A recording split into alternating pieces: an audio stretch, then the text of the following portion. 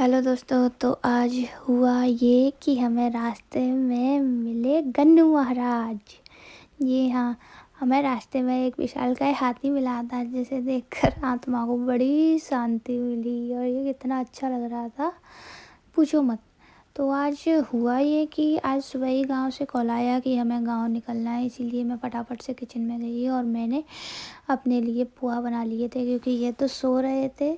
तो मैंने राई का छौंक लगाकर अपने लिए पोहा बनाया, क्योंकि मुझे लगी थी बहुत तेज़ भूख, और आप तो जानते हैं भूख में खाए बिना तो कोई रह ही नहीं सकता है। तो मैं फटाफट से पोहा बना लिए थे।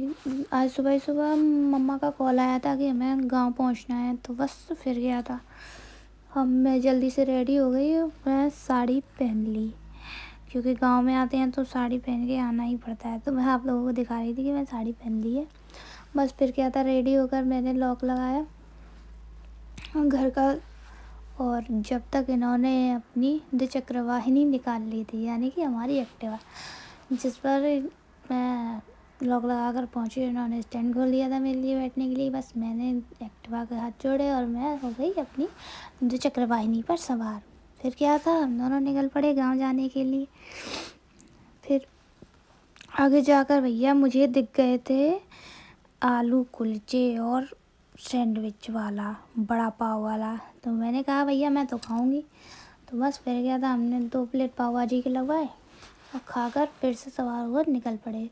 हमारे रास्ते में मिलिट्री एरिया मिलता है दोस्तों, जहाँ पर जवानों को देखकर इतना अच्छा लगता है कि पूछो ही मत। लेकिन मिलिट्री एरिया की रोड इतनी ख़राब, उसमें गड्ढे गड्ढे हो रखे थे जगह जगह पर।